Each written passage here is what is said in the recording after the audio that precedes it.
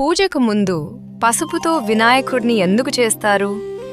ఆది పూజ్యో గణాధిపః అన్నట్లుగా సమస్త కార్యములు నిర్విఘ్నంగా జరుగుటకై ముందుగా విఘ్నేశ్వరుని పూజించాలి. లోకరక్షణకై త్రిపురాసుర సంహార సమయంలో నందీశ్వరుని మూడవ కొమ్ము అనగా పసుపు కొమ్ము విరిగి భూమిపై పడగా దానిని వినాయకుడు మాత్రమే వెతికి దేవలోకం చేర్చెను.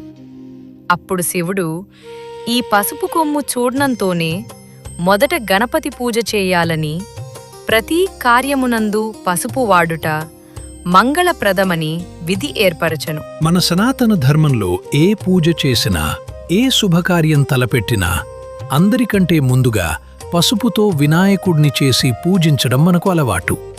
అసలు వినాయకుడి విగ్రహాలు మార్కెట్లో దొరుకుతున్నా పూజకు ముందు పసుపుతోనే ఎందుకు ముద్దగా చేసి పూజిస్తాం? దీని వెనుక ఉన్న అసలైన ధర్మ సూక్ష్మం ఏంటి? దీని వెనుక రెండు అద్భుతమైన కారణాలు ఉన్నాయి.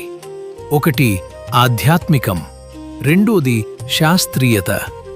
ఒకటి ఆధ్యాత్మిక కోణం, ద స్పిరిచువల్ రీజన్. పసుపు అనేది సృష్ట్యాదికి సంకేతం. అమ్మవారి ఒంటిపిండి పసుపు నుంచే పరమశివుని అనుమతి లేకుండా వినాయకుడు జన్మించాడు. అంటే ప్రకృతి స్వరూపమైన పసుపు నుంచే విఘ్నేశ్వరుడు ఆవిర్భవించాడు. అందుకే పూజ చేసేటప్పుడు ఎలాంటి విఘ్నాలు, ఆటంకాలు కలగకుండా ఉండటానికి ప్రకృతి రూపమైన పసుపుతోనే వినాయకుడిని చేసి ఓం విఘ్నేశ్వరాయ నమః అని తొలి పూజ చేస్తాం. 2. శాస్త్రీయ కోణం.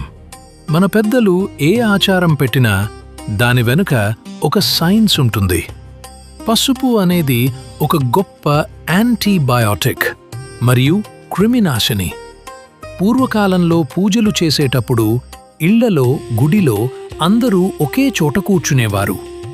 పూజకు ముందు పసుపు ముద్దను తాకటం వల్ల, పసుపు నీళ్లు చల్లడం వల్ల మన చేతులకు ఆ ప్రదేశానికి ఉన్న క్రిములు, బ్యాక్టీరియా నశిస్తాయి. ఆ పసుపు నుంచి వచ్చే సువాసన చుట్టుపక్కల వాతావరణాన్ని పవిత్రంగా మారుస్తుంది.